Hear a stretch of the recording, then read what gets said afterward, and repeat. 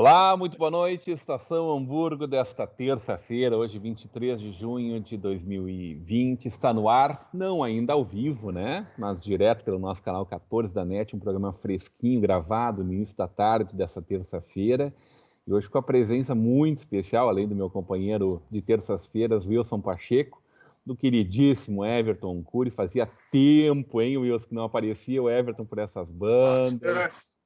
A gente teve que mandar uma notificação extrajudicial para ele comparecer, viu? Ô, Everton, que bom te ter com a gente, Everton. Tudo bem, Rodrigo? Abração, Wilson. Prazer estar com vocês. E, na verdade, como meu advogado não tinha sítio em Atibaia, não tinha casa, não tinha onde me esconder, eu respondi a notificação. Todo mundo sabe onde é que tu mora, né, Everton? Não adianta, tá no mesmo bate-canal, bate-endereço. Ô, Wilson Pacheco, muito boa noite, Wilson. Boa noite, Rodrigo. Boa noite, Everton. É sempre bom reencontrar o Everton. Gosto muito dele, gosto muito de conversar com ele. A recíproca é verdadeira. E vamos aí, né? Vamos seguindo em frente, com bandeira vermelha e tudo, né? Mas vamos em frente, né? Fazer o quê? Ô Wilson, quanto do programa de ontem tu conseguiu ouvir, hein? Acompanhar? Eu escutei até a hora que começaram a cantar Internacional Socialista. Aí eu precisei sair, eu tinha um outro compromisso. E eu não vi a hora de aparecer Stalin ou Lenin no programa para também dar palpites, né? Mas. Wilson, eu acho que eu coloco músicas bem mais interessantes, aquelas gauchescas com imagem, etc. É verdade, Aliás, está fazendo falta, né? Tem algum tempo que você não coloca aquelas músicas, né? E eu tenho umas coisas novas aqui, então hoje tu te prepara que eu vou te fazer uma surpresa. Mas eu queria deixar registrado. E eu já sei colocar no público. Não, eu queria deixar registrado que o gosto dele é apuradíssimo, é impressionante, é música gaúcha de primeiríssima qualidade, impressionante, muito bom. Por favor, continue sempre. Obrigado. Agora que você sabe mexer então no computador, siga em frente, por favor. Na verdade, eu não punha no público simplesmente porque eu não me dignava a ler ali. Quando tu me chamasse a atenção, eu fui lá e botei. Daí dá para compartilhar, né? O Wilson, tu falou do Stalin, do Lenin. São duas notícias que estão envoltas aí em torno disso, né? Na semana passada está se discutindo na Rússia a possibilidade da venda, né, do corpo embalsamado do Lenin para custear exatamente as despesas, né, com a Covid, né? E a outra é a inauguração de uma estátua. Agora me foge em que lugar, se foi na Alemanha ou na Inglaterra. Na Alemanha. Eu não lembro a cidade, mas é na Alemanha. Foi na Alemanha. Inaugurada na semana passada, né? Incrível nos dias de hoje. Que estão tentando.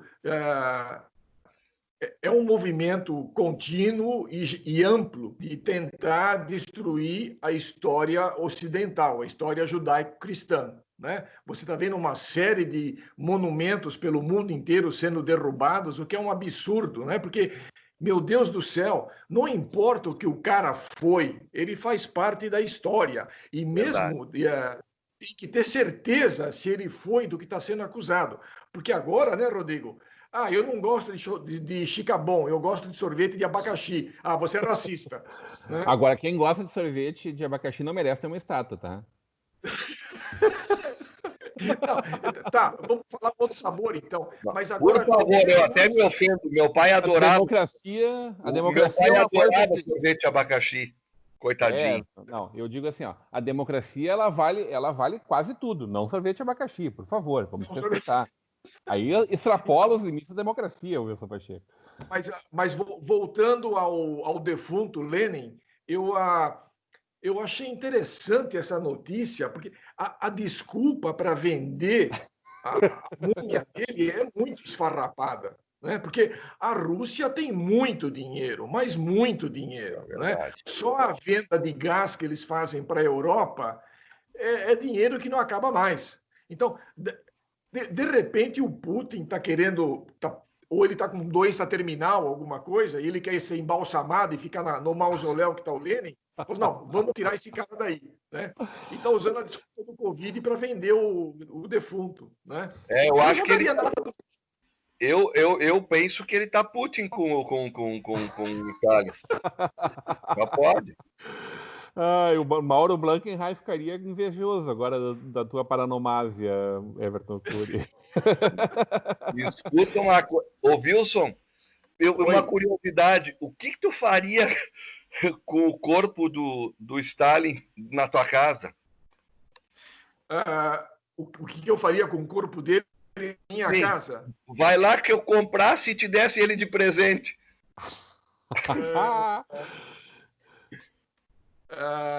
Eu ia ter que aumentar a força sanitária, porque o meu vaso é muito pequeno, não caberia. Ou então eu teria que fatiá-lo, né? Teria que fatiá-lo, sem dúvida nenhuma. Mas não, ainda bem que ele não está embalsamado, né? A provocação em torno do programa de ontem foi porque, claro, o programa de ontem foi bastante crítico, né, ao governo Bolsonaro, a várias das últimas falas, e eu fiquei pensando assim, puxa vida, imagina se nós tivéssemos o contraditório, nós não íamos conseguir render nada, e algumas pessoas dizem assim, pô, mas hoje só tem esquerda aqui. Mas a gente fala isso, né, Everton e Wilson, há bastante tempo a gente tem feito programas monossilábicos de uma voz uníssona para que o debate possa avançar, porque senão só fica na briga, na discussão da ideia. Aliás, na discussão da ideia, inclusive, é o que menos conta, né? Fica só na discussão gratuita, muitas vezes. Inclusive, e acho que a gente tem a oportunidade hoje de avançar no pensamento mais liberal, mais progressista, né? Com Inclusive, vocês dois. Eu tenho assistido e tenho achado canhoto demais esse programa, sabe? Mas por isso que tu tá aqui hoje, Everton, para exatamente fazer o contraponto. Agora eu digo que me chamem de canhoto, porque se me chamarem de sinistro, que é o outro nome para canhoto, fica mais feio ainda, né? E eu sou canhoto, escrevo com a mão esquerda, então pode me chamar de canhoto. Não, ô Rodrigo, tu é agora um muralista de Pisa. Tu sabe o que quer dizer isso, né? Conhece essa, Wilson? Não. É o novo batismo do Everton. Conhece a Torre de Pisa, certo? Sim. Ela é inclinada, né? O Rodrigo, como está sempre em cima do muro, só que o muro dele inclinou para a esquerda agora. Não adianta ficar inclinado, tem que estar caindo para o lado esquerdo.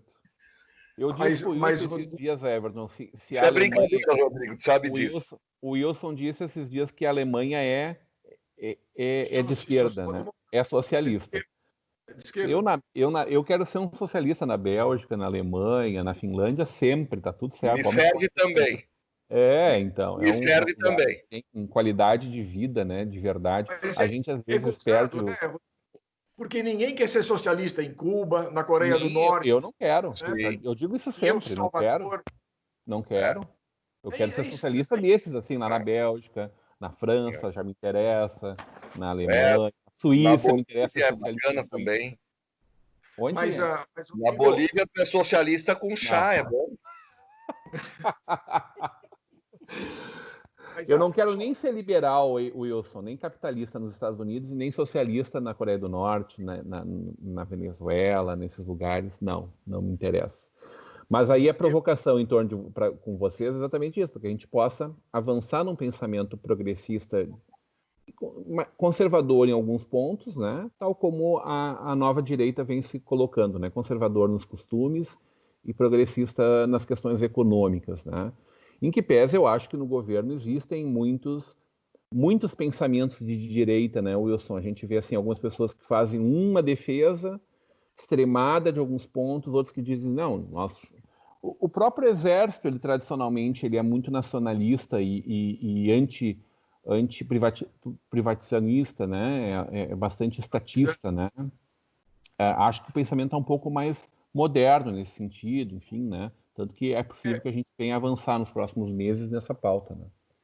Eu acho que nós estamos ainda em uma, como eu sempre digo, né? O Bolsonaro representa um ponto de ruptura e nós estamos num movimento de transformação. Nós estamos dando uma guinada política que eu não sei, eu espero que ela dure por muito tempo e que ela cresça, que ela se aprimore né? Porque você tem, e eu acho saudável o que acontece dentro da direita, vamos dizer, a direita brasileira, que é o que acontece dentro de qualquer vetor político. Você tem várias correntes de pensamento. Você pegar a esquerda, você não tem um pensamento único. Tem algumas coisas que são eles estão de comum acordo em muitas coisas, mas você tem várias correntes. A direita também é a mesma coisa, tem várias correntes também. E eu espero que elas evoluam.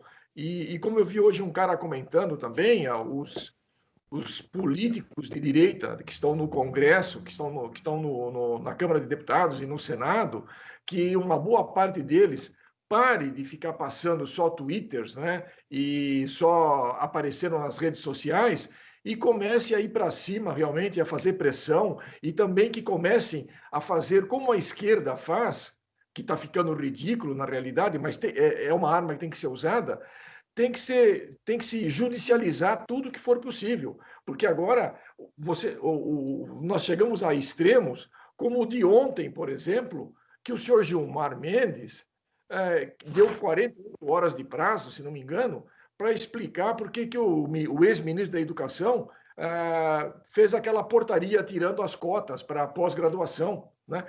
O MEC voltou atrás nisso, né? O novo ministro voltou atrás. Mas o que o Gilmar Mendes tem a ver com isso? Isso é gestão pública. Ele está lá para fazer com que a Constituição seja respeitada. Ele não tem que dar palpite em nada na gestão pública. E nós estamos aceitando tudo isso de uma maneira. E como eu sempre digo, eu fico muito assustado, porque nós estamos dando de graça. Nós estamos aceitando que tirem as liberdades e garantias individuais nossas, sabe? De uma maneira muito fácil, muito simples. Então, daqui a pouco, vão estar te prendendo, porque você torce para o time errado, ou porque você veste a roupa errada. Sabe? Não tem cabimento o que está acontecendo aqui. Nós estamos aceitando tudo muito fácil, muito fácil. Wilson, eu concordo contigo, mas a verdade é que hoje a coisa chegou num ponto que se chama o Supremo para dar opinião. Então, eles se sentem absolutamente legitimados para opinar, para influir, para simplesmente, se tiver com vontade de entrar num assunto que talvez nem seja pertinente a eles estão se sentindo absolutamente à vontade, porque eles estão sendo protagonistas sempre. Exato, exato. Não, e assim, né? Nós estamos, tu comentaste, e é lógico, é claro, é inequívoco que o governo Bolsonaro representa um ponto de ruptura. Só que eu tenho acompanhado esses movimentos todos, mas as práticas do governo Bolsonaro têm sido muito semelhantes em muitos aspectos às utilizadas por esses caras que nós defenestramos e que por 16 anos espolharam esse país. Vamos pegar um exemplo agora que é idêntico. O que a Dilma tentou fazer com o Lula, tentando transformá-lo num ministro? Livrá-lo da cadeia. O que fez o governo Bolsonaro com o Weintraub? Simplesmente o cara não era mais ministro, mantiveram como para que ele pudesse fugir para os Estados Unidos, né? E a partir daí, bom, então depois, olha aqui, agora exonera, agora faz todo o trâmite legal, mas a prática é a mesma, Wilson. Não tinha nada contra ele, né? Não tinha nada contra o Weintraub, né? Não, mas ele já se sentia ameaçado. Não, e estava ameaçado. Eu acho que ele estava coagido. Acho que ele foi coagido pelo Claramente ele fugiu.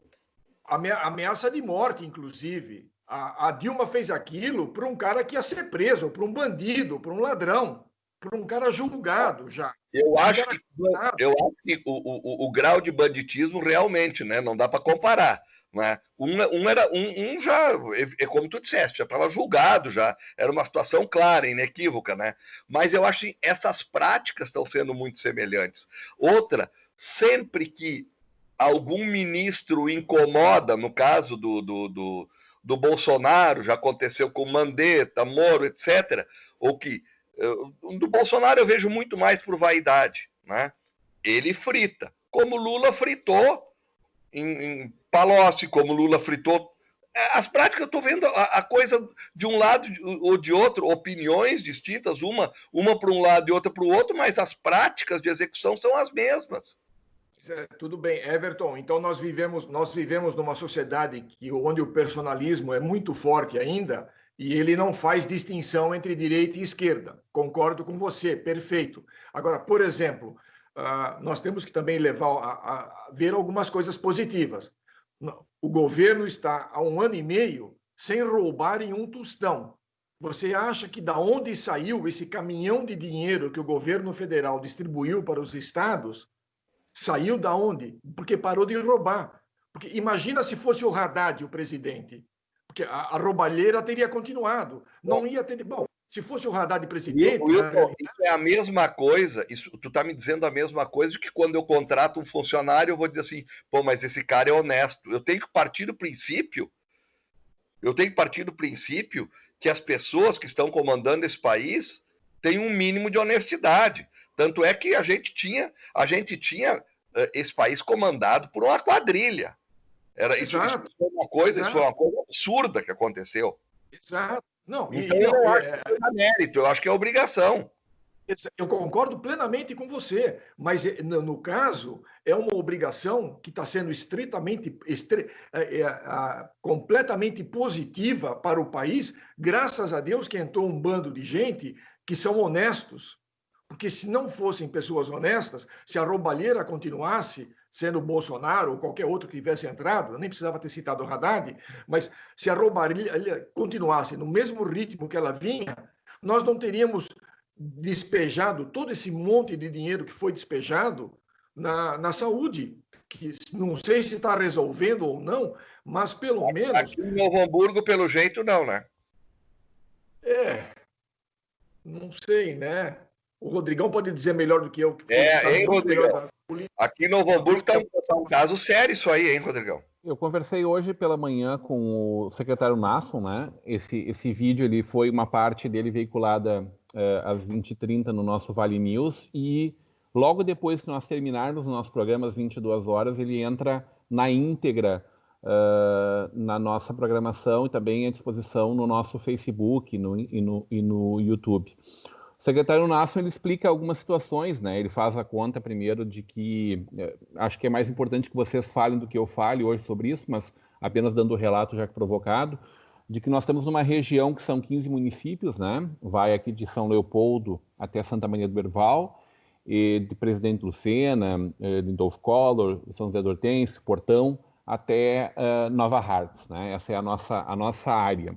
São 77 leitos de UTI nesta área, sendo que 44 estão em Novo Hamburgo, né? Desses 44, metade é no nosso hospital municipal, que está 100% ocupado já. Como acontece todos os anos, né? Nessa época em que temos o agravamento das crises respiratórias e também dos infartos e das doenças cardiovasculares a partir da construção dos vasos sanguíneos, enfim, né? Mesmo com um pouquinho de frio que já fez, né? Ainda vem mais frio a partir dessa quarta-feira, né? A partir de amanhã volta a refrescar bastante. Então, isso é suficiente para uma enxurrada de gente que tem asma, ou que tem bronquite, enfim, principalmente essas doenças respiratórias aderirem ao sistema de saúde, né? Buscarem a sua guarda ali. O secretário diz, olha, ele pontua para nós quase 60 leitos a mais que podem ser abertos, sendo que os leitos não estão efetivamente todos ocupados, sendo que os respiradores, grande parte, quase a metade deles não está sendo ocupado. Então, nós temos muito para, se for preciso, evoluir assim, na salvaguarda dessas pessoas, inclusive mais a contratação de 10 leitos. O que a gente vê em torno disso é uma grande dificuldade de governabilidade, né? Porque tu tens contratado desde 8 de junho, foi assinado, segundo o secretário, esses 10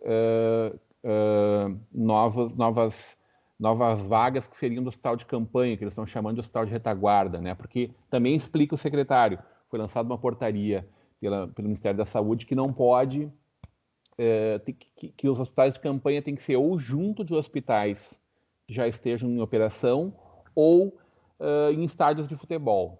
Então, quer dizer, no primeiro momento foi pensado na nossa FENAC, depois no CIT, não, ele vai ser então junto do nosso hospital municipal, esses 10 leitos, se for preciso, porque segundo eles, antes disso, vão entrar quase 60 leitos de apoio, seja na casa da gestante, lá onde cabem, que já está sendo ocupado em parte, seja na nossa UPA do centro, seja ao lado da UPA, que tem um CAPS pronto ali para ser operacionalizado. Então, quase 60 leitos são abertos. Mas ele também lembra isso, né? Tem que ser um todo, né? Esses 5 leitos da UTI, de UTI do governo do estado, estão 90 dias para vir para cá. Foram anunciados lá em março, foram confirmados em maio. Ele diz que diariamente ele e a prefeita cobram isso do governo do estado. Diariamente é cobrado dessa equipe com quem eles assinaram lá esses 10 leitos, que cheguem eles, caso seja preciso, estejam ali. Então, fala deles, né, gente? O que precisa ser feito está montado para tal. Nós estamos num dimensionamento, e ele também fala, nessa nossa fala, nessa nossa entrevista, ele também fala da possibilidade de compra, né, na negociação, inclusive com a Unimed. A própria Unimed já tinha me contado isso na semana passada. Se precisar comprar 2 itens, 2 leitos de UTI, estava já bem encaminhados isso. O problema é que o SUS paga a diária R$ 1.600 ou R$ 1.400 de um leito de UTI.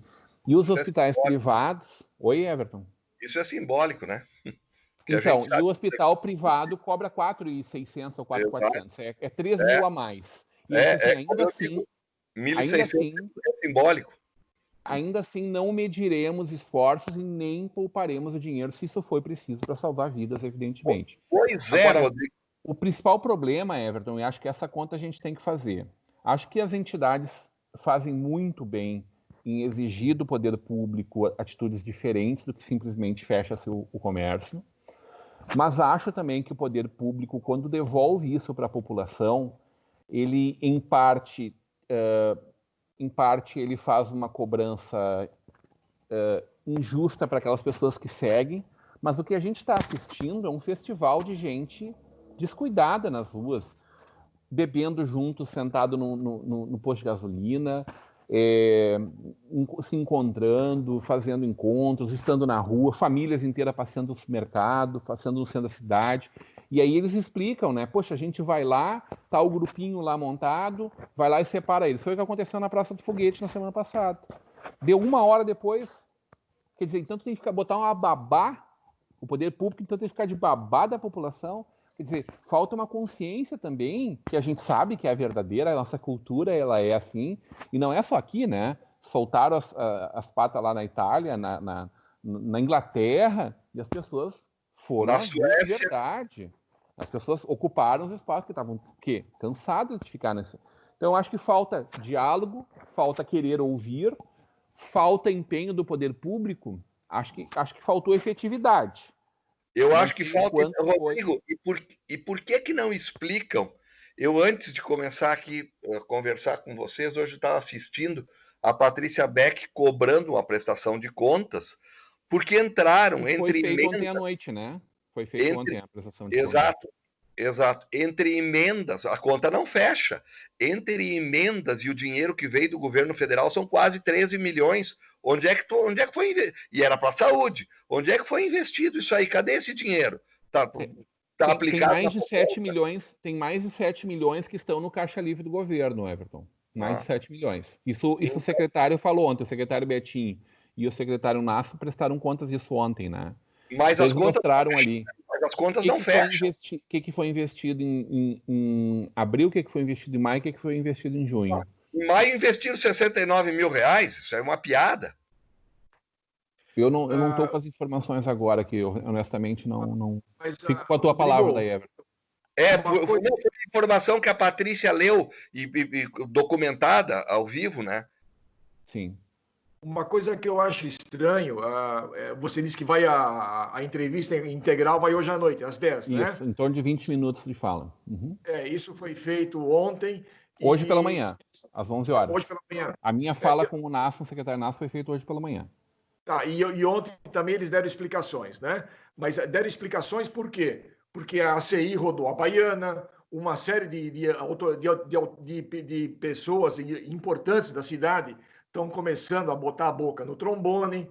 Será que essas explicações que eles deram ontem e hoje para você, isso não teria que ser começado a dar há 90 dias atrás, tipo assim, quinzenalmente? Porque eu vejo nas redes sociais, a Patrícia Beck é uma delas, tem outros também, metendo a boca e cobrando informações, pelo menos uma vez por semana. Então, por que o governo não toma a dianteira, não toma o pulso da coisa e fala, pessoal, peraí, o buraco é mais embaixo, não é onde estão dizendo. Por que não vem a público explicar isso, pelo menos quinzenalmente, para trazer um pouco mais de paz para Mas os eu acho que cidadãos? as lives foi um pouco isso, Wilson. A gente não vê efetividade. Eu estou aqui com a planilha, tá? Em abril foram investidos 685.762,02. Em maio, 69.720. E aí é aberto cada item, né? Compra de máscara, alocação de material para leitos, sanitização das unidades Cundes Rondônia, sanitização do centro de especialidade médica, alocação... A pandemia gasta 69 mil no mês numa cidade de 250 mil habitantes. Em junho, 5 de junho foi feito esse depósito, alocação dos 10 leitos, tá? R$1.434.000. Então, o total do mês de junho foi 1.567.000. E aí eles fazem uma conta, assim, total do investido 2.322.000, recurso disponível 7.677.000, e aí os quebrados, né? E aí eles apresentam os recursos Covid, 10 milhões, 200 mil, devolução da Câmara do 10º, parte dos salários dos vereadores, 17.463, o governo estadual, emendas parlamentares, 600 mil reais, e aí cada um dos valores do governo federal do portal de transparência, 31 de março, 738 mil, 13 de abril, desculpe, 5.322.000, 28 de abril, 41 mil, 14 de maio, 1.300.000, 26 de maio, 121.000, 758.000 no dia 3 de junho. Total recebido 9.100.000 e por receber 891.000 desse total aí. O que o secretário falou ontem à noite no programa do Dudu News, Dudu sempre fazendo um belo trabalho na nossa comunidade, né? Verdade. O secretário explicou lá que esse dinheiro está disponível, está no caixa do governo para gastar na hora certa, né? Porque imagina se tivesse gasto, porque esse dinheiro vem para mais ou menos 3 meses de apoio, né? Se tivesse gasto lá em março, esse dinheiro já teria ido, né? Muita gente também acusou a prefeita lá no começo, isso eu me lembro, de que em Novo Hamburgo não precisa do hospital de campanha, não precisa. Olha, eu dou o nome para vocês, assim, acho que publicamente não importa a gente falar sobre isso. Porque acho que é inóculo, são pessoas que jogaram ao vento para fazer uma oposição vil, porque são candidatos a vereador, inclusive, nesse pleito. Simplesmente jogaram isso. Imagina se tivesse feito isso lá, hoje nós estaríamos reclamando de outra coisa. E daí com razão de que fez fora do tempo. Então, quer dizer, o dinheiro está ali para usar. Agora, a questão das bandeiras, eu acho que em parte se justifica, sim, Novo Hamburgo virar bandeira vermelha. Agora, é muito ruim que a gente não tenha apresentado contraposição. Acho que isso a administração podia ter agido de forma diferente. Eu acho que realmente as duas administrações, São Leopoldo e de Novo Hamburgo, foram conservadoras nesse sentido para evitar a explosão da coisa e para botar na chincha o povo. Acho que a coerção ali, ela talvez faça parte de uma inteligência maior. Agora, também o secretário fala dos outros municípios. Quantos leitos, não só de UTI, mas de hospitalização Covid, foram abertos novos nos outros municípios todos. Quer dizer, nós temos 15 municípios. Novo Hamburgo concentra pessoas de todas essas regiões e não raro, inclusive, de fora dessa região. Tem gente de Montenegro que vem para cá, por exemplo. Não naturalmente, assim, né?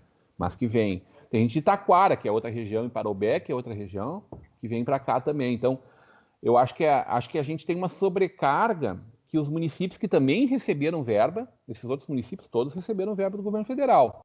Quer dizer, essa verba é em parte para a saúde e em parte para repor perdas da sua folha, né? Da sua receita que não vieram por conta de que todos os negócios estão muito prejudicados. O Everton estava falando antes da sua quadra ali, 3 negócios fechados na quadra onde ele mora, por exemplo, né?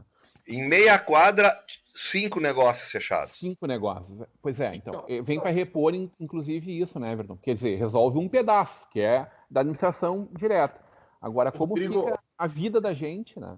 de todos nós. Então, somos empreendedores, estamos gerando empregos. Né? Você comentou agora que os 7 milhões estão em caixa. Eu não quero fazer a defesa de ninguém, tá, Wilson? Não, Muito pelo não, contrário. não, eu acho que a não. gente tem que ser muito cobrar muito claramente. Só trazendo à luz as explicações que nos foram passadas, tá? Tu tá dando informação. Aqui, o que nós estamos fazendo aqui é brainstorming. Nós estamos discutindo as ideias. Isso, é isso que nós estamos fazendo. Você Exato. comentou que tem 7 milhões em caixa, pessoas criticaram que não tinha, ainda não foi feito hospital de campanha, lá na frente, há 90 dias atrás, tal. O dinheiro está aqui agora, podemos utilizá-lo para o que for preciso daqui para frente. Mas acontece que agora, foi sábado que começou o inverno, né? Se não me engano, foi no sábado. Começou o inverno. No calendário, né, Wilson? Hã? No calendário, eu estou esperando chegar esse inverno aí. Inclusive, a sorte do meu professor de geografia do ginásio é que ele é lá de São Paulo. Se eu pego o desgraçado aqui, ele me ensinou que o sul era clima temperado, eu passo com o cara em cima dele. Né? Mas sabe qual é o tempero do sul? O tempero do sul sempre é essa dualidade que existe. É preto, é branco, é colorado, é gremista, é PT, esse é o tempero, não é o tempero climático. Quente é quente e frio é frio, né, Everton? Mas vou ao caixa. Então agora começou o inverno. Então esses problemas respiratórios subirão exponencialmente a utilização dos hospitais. Certo. Nós não temos hospital de campanha, mas nós temos 7 milhões em caixa. Você vai fazer o quê? Você vai dar 7 milhões para o pessoal cheirar para resolver o problema respiratório? Não, você teria que ter hospitais, você teria que ter uma estrutura pronta, porque é sabido que todo ano nós temos uma explosão de utilização dos hospitais, não só em Novo Hamburgo, no sul todo. Então, os caras já tiveram mais de 90 dias para se preparar para tudo isso. Isso foi comentado lá, né, Wilson? E isso foi comentado lá em março, todo mundo sabia que isso ia acontecer. Mas, Everton, isso acontece todo mundo falava, todo né, ano. Everton, o tempo todo, o frio vai chegar, o sul vai pagar com frio. Né? Isso está sendo comentado, o governador do estado comenta isso desde março. O ministro falava isso. Lá quando chegar o frio, ou seja... O Mandetta falava isso, né? Falava isso. Então, para mim, essa alegação do Nasson e da prefeitura não cola para mim essa aí. Pois mas eles dizem que estão prontos esperando isso chegar, né? E, de fato, não tem uma superlotação dos leitos, só da UTI, realmente, né? Um corte rápido no assunto, vocês falaram a palavra governador, então eu lembrei, né? Eu queria parabenizá-lo pelo Mercado Livre, né? Oi, Wilson, foi uma das pautas que eu guardei, para falar contigo, eu sabia que ia deixar bem animadinho. Só para a gente terminar o primeiro bloco, deixa eu te perguntar, tu acha que o teu professor deu aula pro Pazuello também, hein? Por quê? O ministro Pazuello não é aquele que diz que fez o recorte do inverno do Nordeste lá e do Norte, né? Provavelmente foi professor dele também. Ele, assim como tu, ele acreditou. Vamos fazer um breve intervalo e a gente volta já já.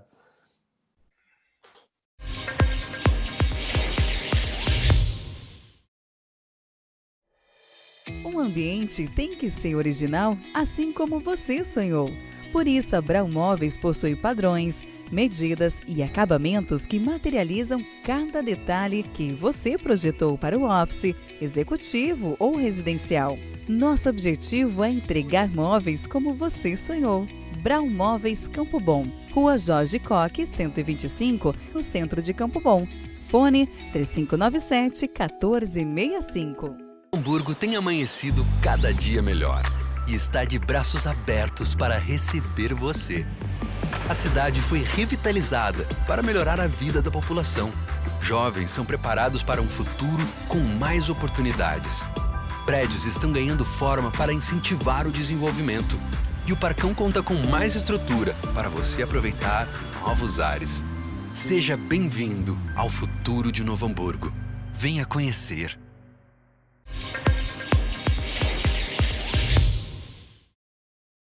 Estamos de volta, o programa que não termina quando acaba, muito menos quando vai para o intervalo. O programa continuou quente aqui, brincadeiras de duplo sentido, né?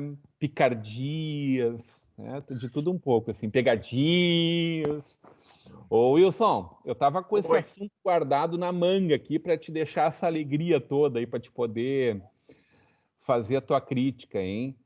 O meme da semana, de quem tinha pouca coisa para comemorar, né? Porque semana passada foi uma semana pesada para os bolsonaristas, né? Com a saída do Weintraub, com a chegada ao mundo real. Agora a pergunta já não é mais onde está o Queiroz, é onde está a mulher do Queiroz, né?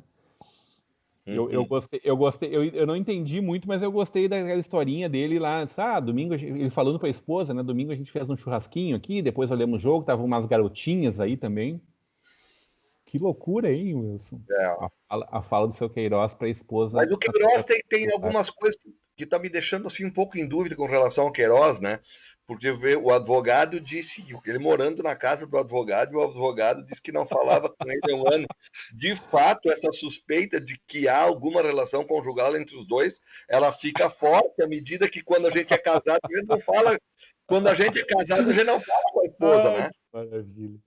Né? A gente passa, às vezes, um ano sem falar com a esposa. Então, eu acho que há sérios indícios que pode haver uma relação conjugal entre os dois.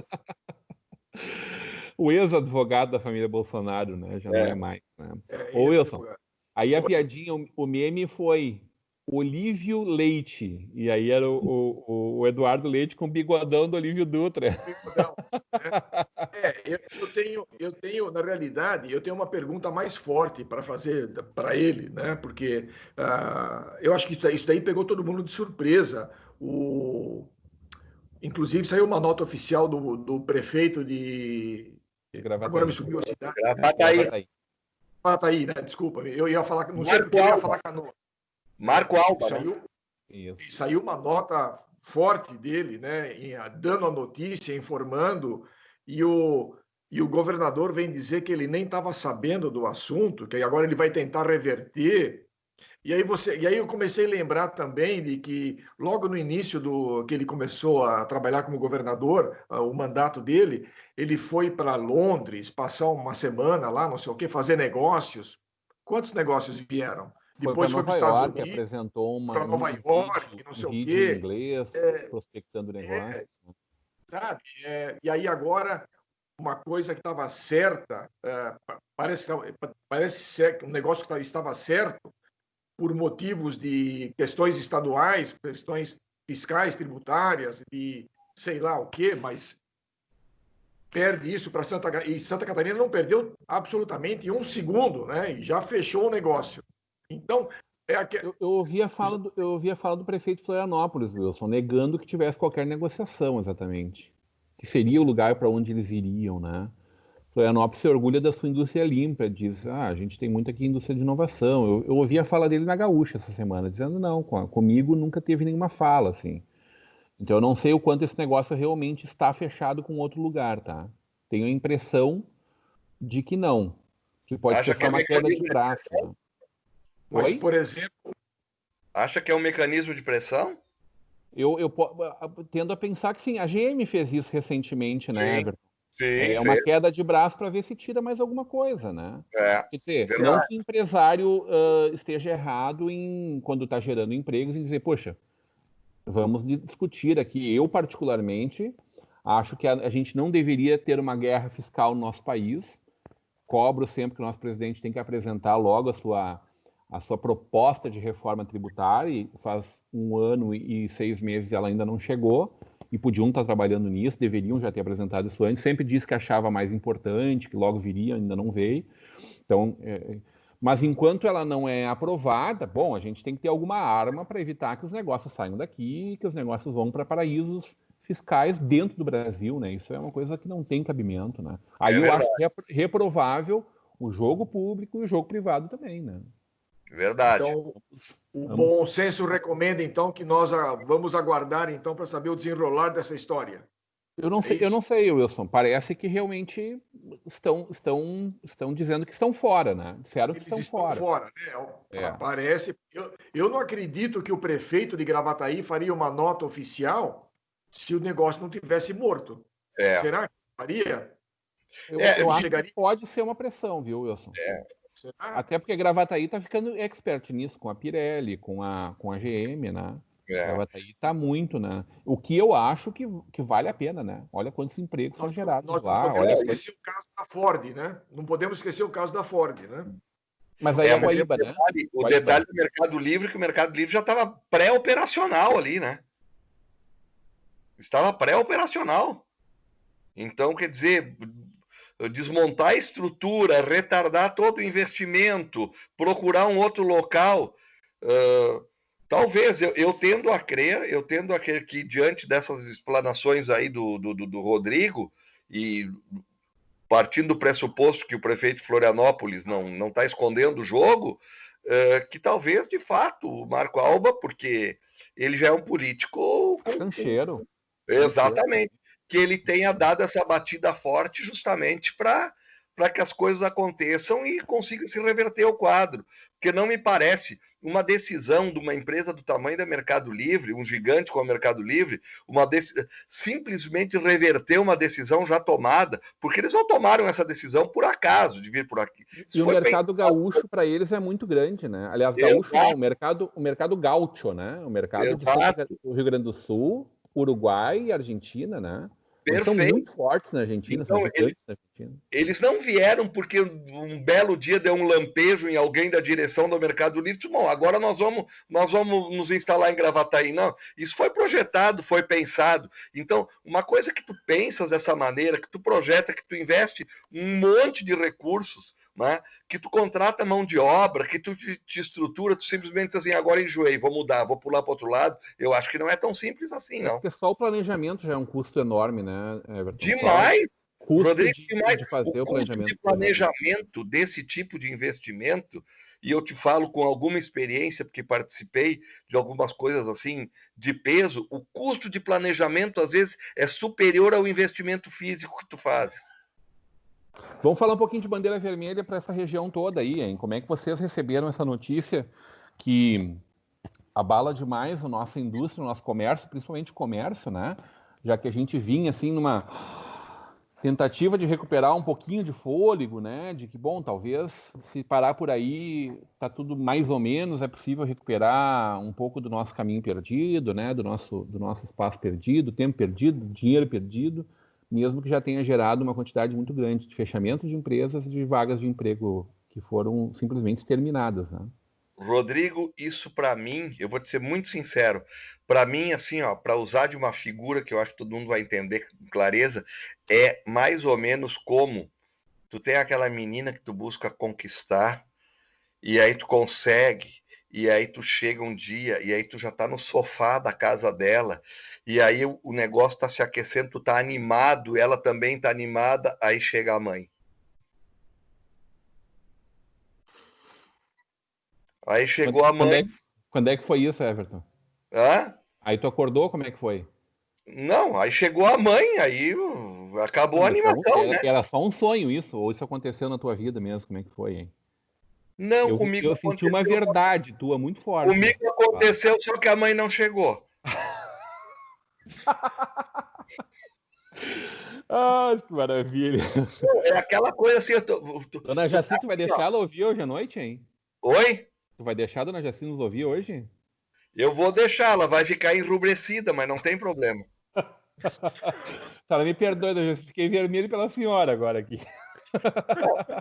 Mas nunca, Wilson, o Rodrigão, nunca aconteceu. Isso é uma situação que a gente vê em filmes, que a gente vê, e acontece muito.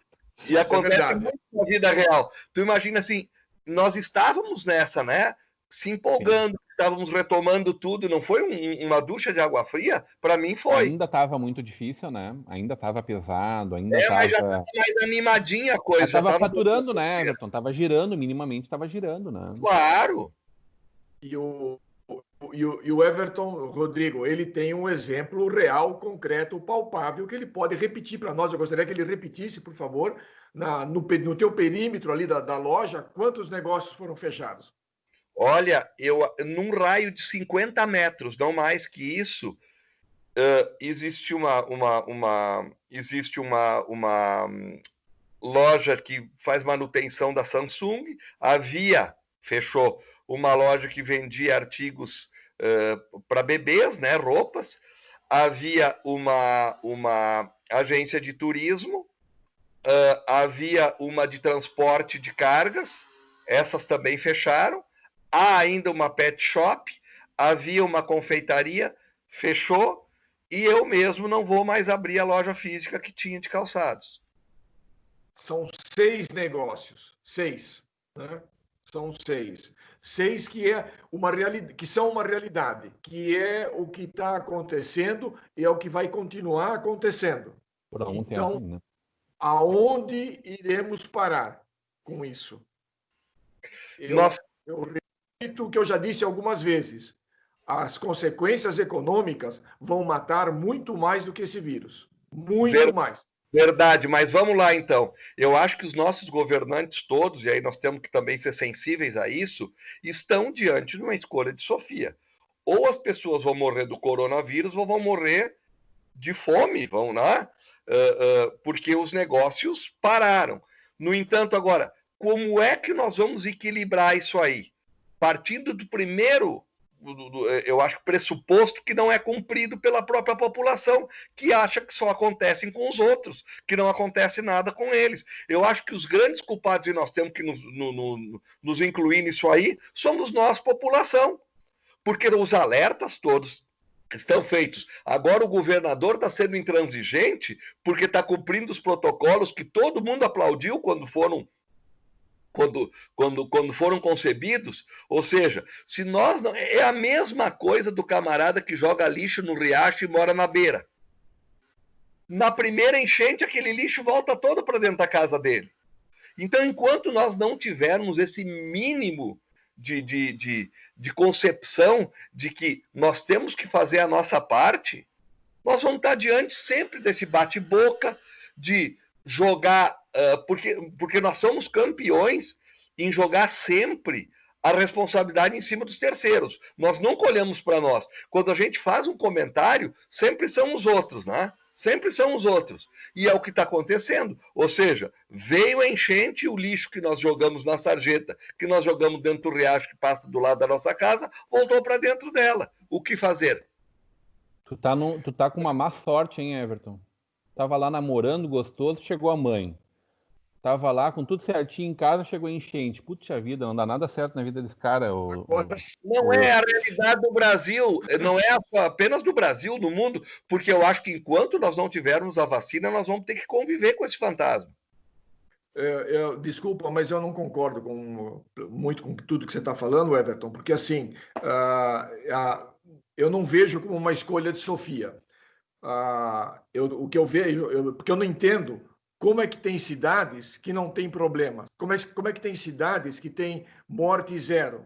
Por quê? Porque eles fizeram a escolha de resolver um problema sanitário, uma escolha sanitária, uma escolha médica. Eles não fizeram uma escolha política, como uma grande parte das cidades estão fazendo, de governadores e prefeitos. Wilson, nós não temos uma cidade com mais de 200 mil habitantes que já não teve problemas sérios.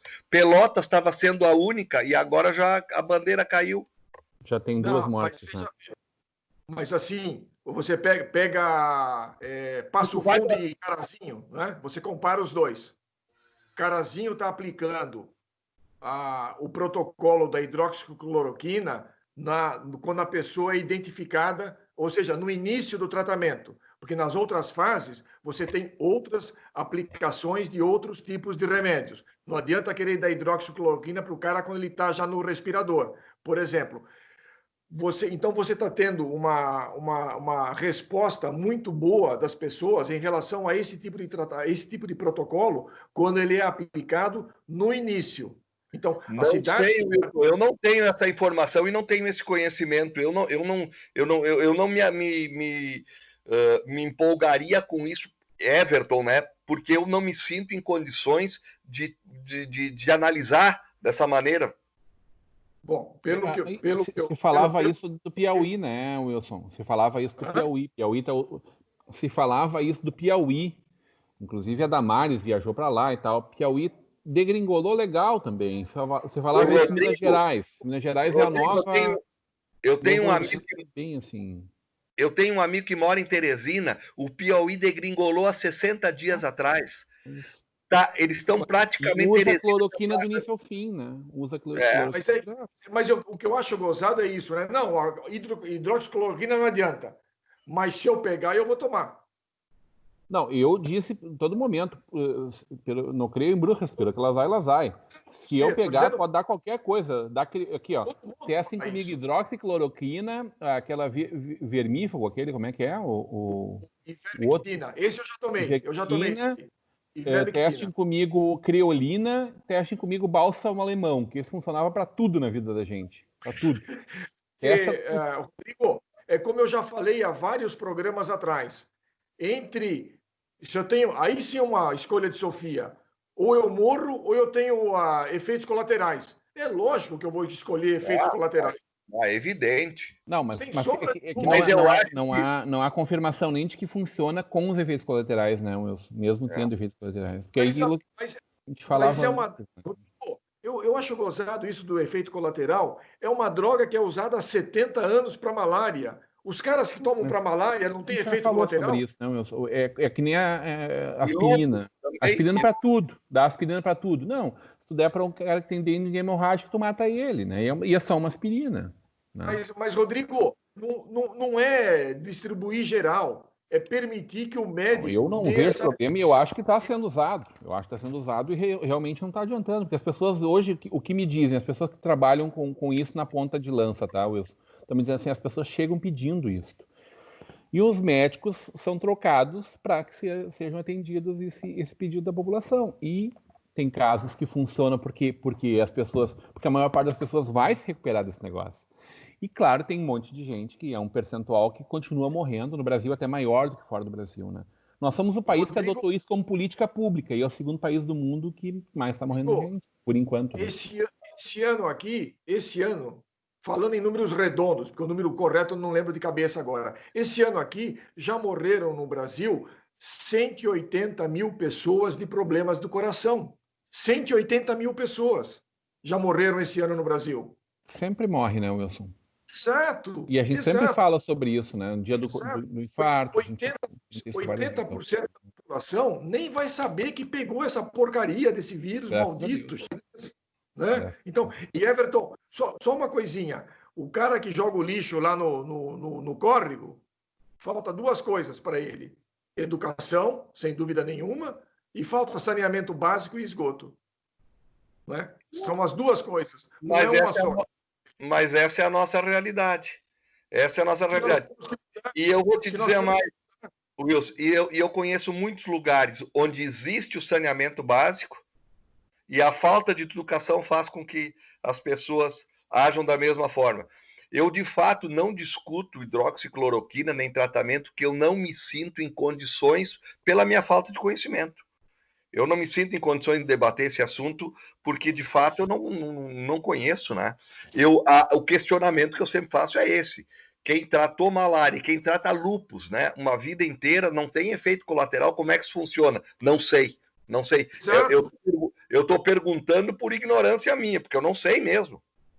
É uma questão que tem que ser levantada, não é? E quando eu faço essa defesa, entre aspas, da hidroxicloroquina, é porque eu tenho alguns amigos que são médicos e uma amiga em especial, que ela é infectologista, trabalha numa UPA no interior de São Paulo, e esse é o protocolo deles lá. Não tiveram uma morte até agora. As pessoas são curadas realmente, graças a Deus. É uma opção. Diz o nome da cidade que eu vou cuidar agora aqui. Vou começar a controlar. Tomara que venham outros. É na região de Sorocaba. Eu não vou dizer o nome da cidade, mas é na região de Sorocaba, no interior de São Paulo. Esse é outro fenômeno. A interiorização da doença está acontecendo, né? O Rio Grande do Sul, por muito tempo, estava ali com 100 e poucas cidades com casos do vírus, né? E agora a gente está com quase 400, já quase 80% dos municípios. Sabe que existe uma não diria uma explicação, mas o que se comenta muito é que essa interiorização está ocorrendo porque as pessoas muitas saíram do campo, saíram dessas cidades menores buscando oportunidades em cidades maiores, estão retornando em função de que estão perdendo emprego, tem que ficar em casa, e com isso estão levando para lá. E me parece bem coerente essa explicação. Parece. Uma outra coisa também, e eu vou fazer uma provocação, ele não está aqui conosco agora, mas eu vou fazer uma provocação para o Copete. Lembra que há uns 60 dias atrás ele falava, não, espera chegar esse vírus nas favelas, aí vai morrer gente feito mosca. Cadê, Copete? E por falar do Copete, a Argentina também, ó, Copete. Ó, Argentina. A Argentina Sim, cresceu muita quantidade, né? Mas vamos combinar uma coisa, a Argentina agora chegou a 1.400 mortos. Olha a população da Argentina, nós estamos com 50 mil mortos, estamos lá com quase 40 vezes mais, e nós não temos uma população 40 vezes superior à da Argentina. Mas nós temos que analisar, a análise me parece correta, a estatística, é por milhão de habitantes, né? E isso eu achei interessante hoje no jornal NH. Há alguns dias, o NH vinha mostrando, naquela página dupla que eles fazem da situação da Covid, eles vinham mostrando o número de infectados no mundo, o número de óbitos no mundo, o Brasil em segundo lugar e o número de mortos por milhão. O que joga o Brasil para 17º ou 19º lugar, uma coisa assim. A partir de hoje, eles só estão mostrando os 5 primeiros lugares de morte por milhão. Então, não aparece o nome do Brasil, mas o número de óbitos e o número de mortes, o número de infectados e de mortos, aparece o Brasil em segundo lugar. Então, poxa... Tomara que a gente não chegue a veicular nesse quadrinho aí também, né? Esse é o último que falta pra gente, né? É o último que falta. Eu acho que o NH deveria continuar mostrando os 20 primeiros colocados de mortos por milhão, para mostrar que a nossa situação não é um horror, como eles dizem. E hoje saiu um artigo 50 mil mortos é um horror, Wilson. Proporcionalmente não é tão ruim, mas 51 mortos é um horror. Eu já te disse, Rodrigo, uma morte é um horror. Uma morte é um... Nossa, 50 mil mortos é um número absurdo. Assim. Que estão fazendo, né, Rodrigo? Não é motivo do pânico. Mas a gente não quer chegar aos 100, 150, né? Não quer. Só para ilustrar, Wilson, a Argentina tem 45 milhões de habitantes. Tem 1.400 mortos, eu escutei hoje de manhã. Não, quando eu fiz assim da Argentina... população brasileira. Quando eu fiz o sinal de negativo da Argentina, é da economia, é o que eles estão fazendo agora, estatizando empresas. Mas eles abriram de novo o comércio faz um mês, né? Faz um mês que começaram a abrir, sobretudo as cidades do interior que não tinham casos, né? E agora, bom, abriram e agora está tendo... Rodrigo, 85% dos casos estão situados na Grande Buenos Aires. Exatamente, mas por causa desse fenômeno. Tem também 80% da população, praticamente, né? Se controlar a cidade. Coisa, né? O que foi comentado no início do programa, que as pessoas não estão, no mundo inteiro, elas estão saindo, não estão obedecendo. Mas quanto tempo mais o ser humano vai conseguir aguentar nesse mundo atual?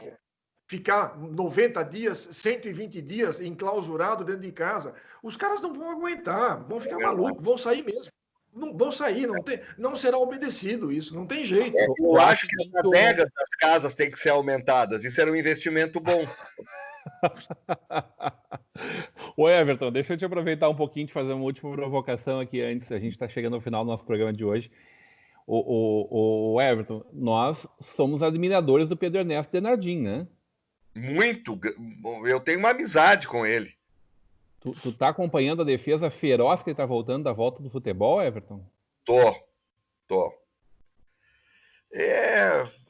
Claro, tu quer minha opinião a respeito? Eu entendo a posição do Pedro, né? Em função do que ele representa, a profissão, evidentemente que tu defende o que é teu, né? Porque ele tá sozinho, inclusive, entre os colegas, né? Eu vejo todo mundo bombardeando ele ali, né? Aí eu não sei se esqueceram de combinar internamente, né? Até porque... Se vem de cima a informação, a pressão, como é que é, né? Mas, Rodrigo, vou te dar alguns detalhes, né? Daqueles anunciantes do Sala de Redação, que devem ser uns 10, eu agora, ao vivo, assim, não vou lembrar de todos, uns 8, é ele que coloca lá dentro da rádio. Pois né? do patrocínio do futebol da rádio, pelo menos metade, é ele que coloca lá. Tu não tem o produto para entregar, eu acho que aí já se explica bastante coisa, né? Que foi um embate feroz nos últimos dias. Ele subiu muito o tom e o pessoal deixando ele desconcertado publicamente. E eu não vejo possibilidade, viu, Rodrigo? O governador falou hoje de manhã, né? O governador falou eu nessa acho manhã. que a dificuldade vai ser muito grande, né? Nós vamos ter um campeonato gaúcho é só para entregar o produto, sabe? Você sabe, né? A questão está envolvendo a televisão e a dupla Grenal. Os clubes do interior já receberam os valores referentes às transmissões para o Campeonato Gaúcho. Campeonato Brasileiro, eu não vejo a mínima possibilidade de que ele venha a ocorrer esse ano, por tudo que a gente vê, um país continental como o nosso, realidades absolutamente distintas, e Libertadores menos ainda, né? Falou, Everton, e essa MP que o Bolsonaro assinou aí da liberação da transmissão dos jogos, o que você acha disso? Eu acho que foi correto, sabe? Onde for acontecer os jogos, né? Que se viabilizem todas as possibilidades, né? Eu acho e como é que fica a segurança jurídica do nosso país aí, Wilson? Tem um contrato assinado, né? Não, isso eu penso também, né? Existe um contrato assinado. Quer dizer, a gente fala sempre em segurança jurídica. Rodrigo, nós estamos num momento absolutamente atípico. Eu entendo, há um contrato assinado e ele deve ser respeitado, né? Mas quem paga por isso, né, Everton? Se não for assinado, alguém vai ter que arcar com esse custo, né? E provavelmente serão processados o governo nacional e nós vamos pagar essa conta daqui a algum tempo, né? Mas, normalmente o que acontece na prática, né? Normalmente o que acontece contra Estado, município, Brasil e país. Vamos ver. Vamos aguardar. Mas para mim pareceu muito mais uma birra, uma queda de braço, em que pesa na Rede Globo, acho que se puxa bastante por isso, né? Do que qualquer outra coisa. Agora, para quem é defensor do direito, né? O princípio máximo do direito, né? Pacta sunt servanda, né? Os contratos devem ser cumpridos. Exato. É uma quebra de contrato e uma coisa que indiscutivelmente E uma coisa que eu sempre ouvi falar é que a Globo já adianta dinheiro, tem clube que já recebeu dinheiro do ano que vem. Ele já recebeu. O Flamengo, né? Que é sempre quem mais pressiona, né? Como é que você resolve isso agora, quem ganha dinheiro disso. É o caso que nós estamos vivendo do Campeonato Gaúcho, Wilson, porque os clubes do interior já vieram combalidos para o campeonato e muitos não terminariam o campeonato. Então, o que aconteceu? Como a cota da dupla Grenal é 10 vezes superior à dos clubes do interior, eles abriram mão para que os clubes do interior, ao invés de receberem parceladamente, recebessem praticamente de uma vez só, para poderem ter fôlego para disputar o campeonato. E o que aconteceu? A última cota que falta ser paga é a que iria para a dupla Grenal, e agora está fazendo falta. Até porque há uma queda de braço, e eu participei de várias reuniões enquanto estive no Novo Hamburgo, sobre essa divisão de cotas do Campeonato Gaúcho, né?